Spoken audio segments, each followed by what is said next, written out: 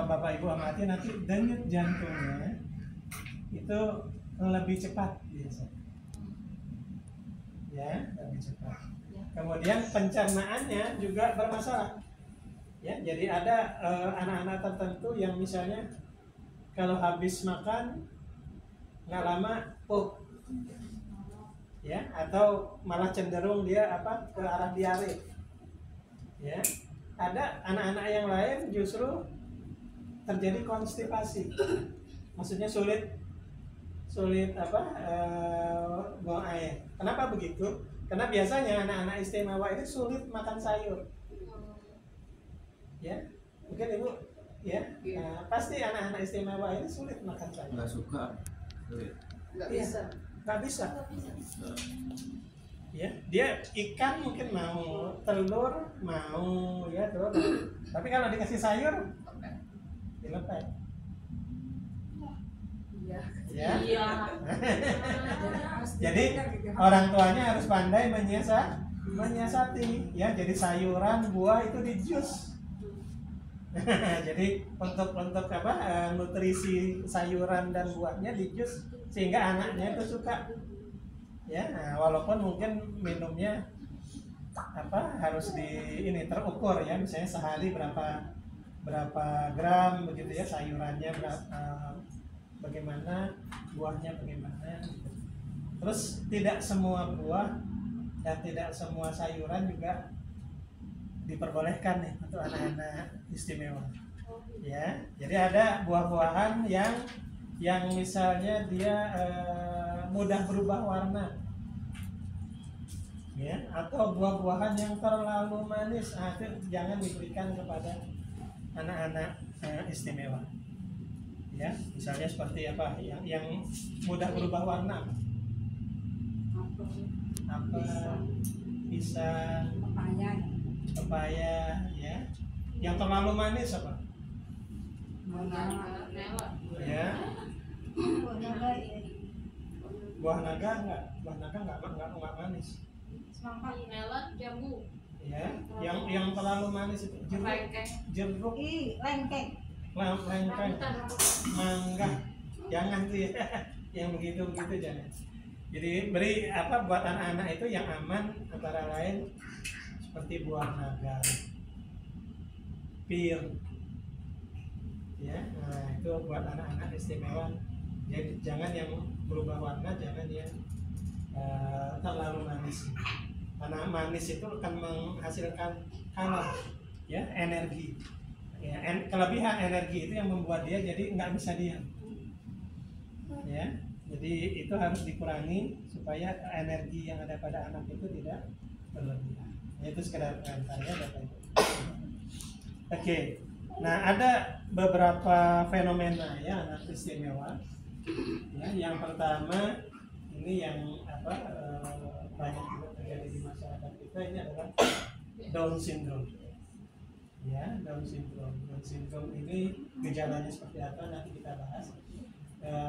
Kalau secara umum Down syndrome ini adalah kelemahan, ya, kelemahan fungsi, ya, yang menyeluruh, ya, kelemahan fungsi yang menyeluruh. Jadi dia biasanya bukan hanya lambat bicara, gerakannya juga lambat, ya, kemudian penangkapannya juga lambat, ya, itu masuk ke Down syndrome. Kemudian ada yang namanya gejala autism, ya, autis. Jadi autis itu biasanya ditandai dengan adanya gerakan-gerakan pada tangan, gerakan-gerakan pada kaki yang tidak terkontrol. Ya, jadi biasanya anak-anak autis itu suka tangannya begini, tangannya begini, atau kakinya, ya, itu salah satu indikasi. Ada yang kalau dia sudah parah dia akan memukul kepalanya sendiri gitu ya. Nah, itu gejala-gejala autism. Nah, di sisi yang lain nanti ada yang namanya ASD, Attention Spectrum Disorder. Jadi dia gangguannya pada kesulitan merespon, ya, ya, kesulitan merespon. Artinya Menyebut ketika dia namanya di paham, belakang. kalau dipanggil namanya misalnya Ahmad, dia tahu gitu ya, dia akan menengok gitu ya. Tapi setelah itu dia berbalik lagi, begitu ya. Artinya dia nggak kemudian mendatangi orang yang memanggilnya, begitu ya. Nah, itu biasanya itu terjadi pada ASD. Jadi perlu waktu penyesuaian yang lama. Ya, jadi misalnya dia belum pernah diajak ke stasiun kereta. Itu kalau dibawa ke stasiun kereta, wah itu bisa nangis.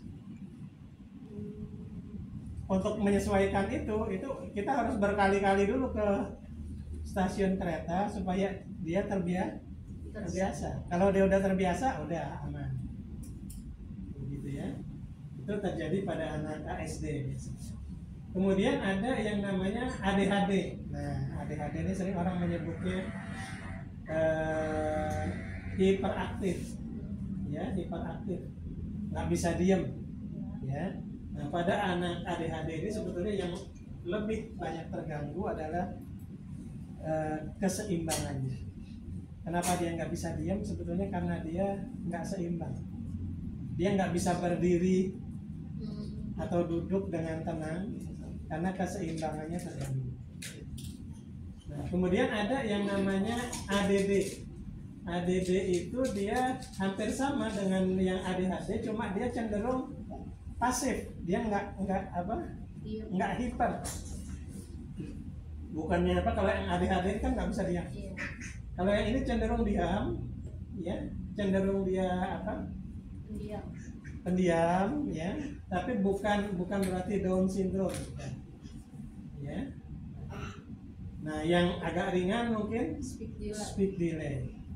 Jadi speech delay itu adalah salah satu bagian nanti ya. Jadi bisa jadi orang speech delay tapi bukan autis.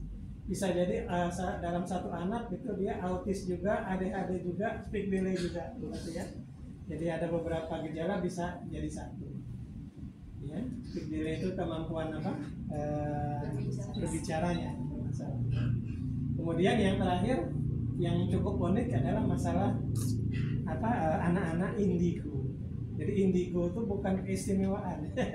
Sebetulnya ada sesuatu yang salah pada anak itu, ya.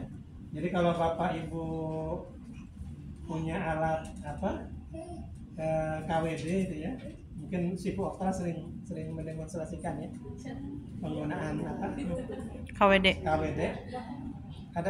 Ada nanti saya ambilkan. Di KWD itu kan ada detektor, ya, ada pen detektor. Itu bisa dibedakan tuh nanti ya pada anak-anak Down syndrome misalnya. Kalau kita deteksi dengan apa KWD itu biasanya dia berbunyi di angka 3 atau 4. Ya, pada anak-anak autism biasanya dia angka 5, 6 begitu ya. Pada anak ASD, ADHD ini biasanya di angka 5, 6. Ya, tapi pada anak indigo itu pada detektor nanti bisa menunjukkan angka 9 atau 10. Pada anak Indigo. Frekuensinya tinggi ya. Normalnya kita yang normal itu toleransinya antara 6,5 sampai 7,5. Ya, itu normal. Alat apa namanya, Pak? Alat apa? KWD nanti mungkin Nanti ya stimulator KWD itu kan ada detektornya. Banyak orang punya alatnya nggak tahu cara makainya ya. Nanti mungkin habis jam istirahat kita demonstrasikan ya bagaimana. Kami belum ada model ya, nanti kita bisa. Kenapa bisa tinggi, Ustaz? Kenapa? Anak indigo KWD-nya.